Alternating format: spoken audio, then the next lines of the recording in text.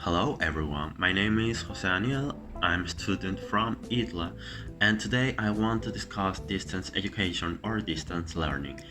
Distance learning or distance education is a method of education that has gained significant popularity, especially in recent years. I'll share my insights on the concept, the type of distance education I engage in, how it has evolved, and its pros and cons. So, let's begin. Additionally, I'll offer my suggestions for enhancing its effectiveness in public schools in the Dominican Republic. Okay, what is distance education learning? Distance education is a teaching method where learners and instructors are not physically in the same place.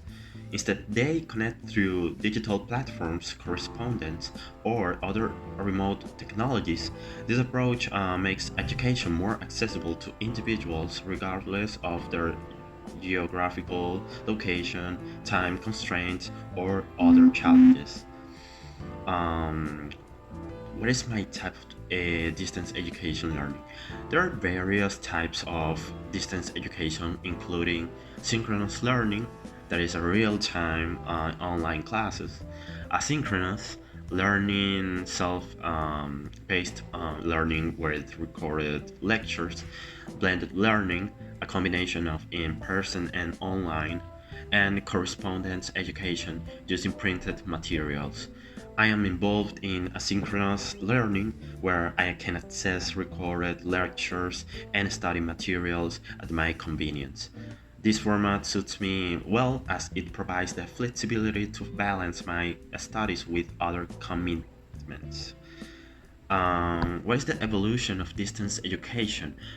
Learning distance education has evolved significantly over the years.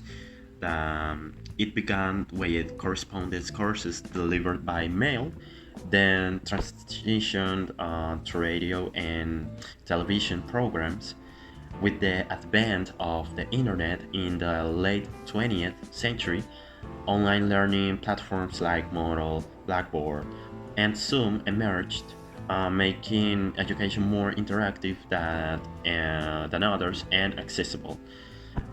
Today, advancements in technology such as AI driven platforms and virtual reality are further transforming how we learn remotely.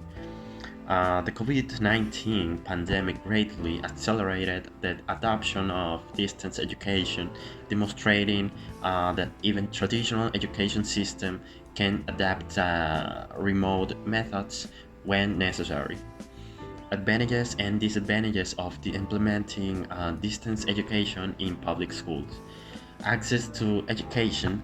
Students in rural or underserved areas can access quality instruction. The flexibility enables students to learn at their own pace. The cost of effective lowers expenses related to transportation and physical infrastructure. Skill development promotes digital literacy, which is crucial in today's job market. And then we have the disadvantages that are include the digital divide. Many students do not have access to devices or reliable internet. The quality of concerns. Not all teachers are equipped to deliver online lessons effectively. Engagement issues. Students may feel isolated and unmotivated without face to face interaction. The infrastructure limitations. Public schools may lack the resources to implement these programs effectively. My suggestions for the Dominican Republic, if I were a government advisor, I would suggest the following steps to ensure distance education is successful in public schools. The first is invest in infrastructure, ensure reliable internet and affordable devices are available to all students and teachers. The teacher training, conduct workshops to assist teachers in creating engaging online content and managing virtual classrooms. Blended approach, integrate online lessons with occasional in person meetings to maintain personal connections. community support, collaborate with local organizations to establish community centers with internet access for students who lack resources at home. The other is monitoring and feedback. Develop systems to assess the effectiveness of distance education and tackle challenges as they arise.